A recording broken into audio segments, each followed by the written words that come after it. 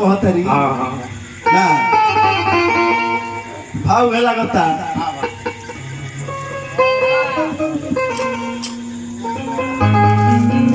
भाव देखा जरूरी है ना कैसे कहतरी जात जैसन ताहत तैसन हाँ पूरा खुश हो ना करत त मरद पैसे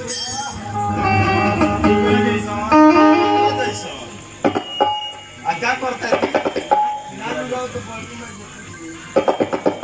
बताई रोगो भाला पाली जी पूरा काटी बना पूरा पूरा गाड़ी बनाए ना कैसे कहते रे अरे भैया के बोला दो ये ननद कहता खजनवा कैसे कहते रे कि भैया के बोला दो ये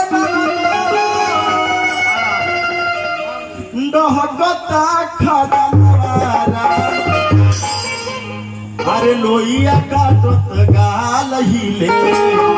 बेल बेल तमे जो बानावा राम कैसे कहे के बा आवा अपना भौजाई अपना ननद से कहते रही का कहता छोड़ लभके पढ़ाई पढ़लू का कहरारा कैसे कहते रही आ छोड़ लभके पढ़ाई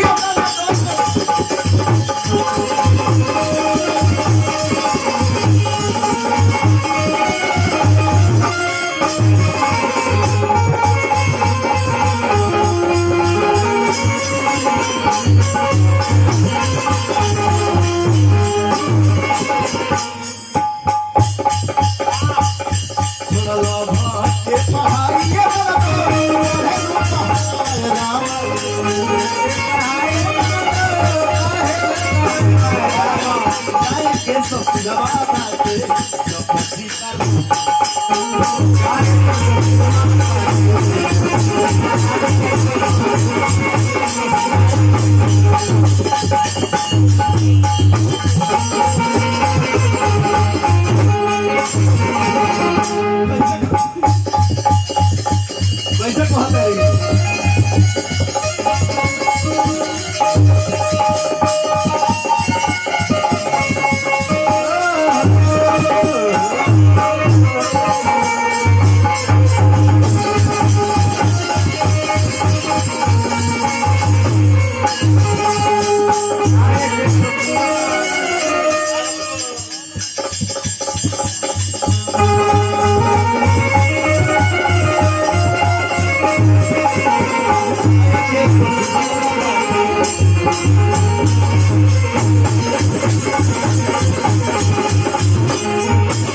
और ही कहते रही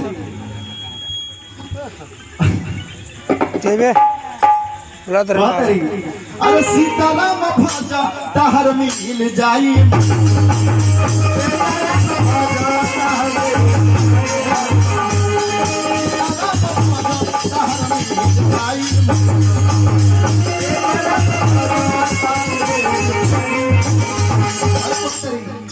ये ना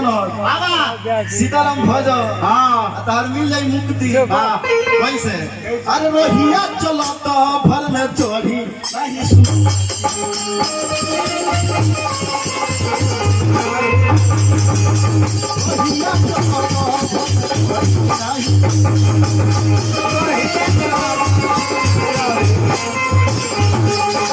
और का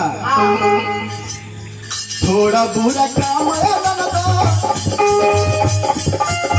थोड़ा बुरा काम है सीताराम के ससुराल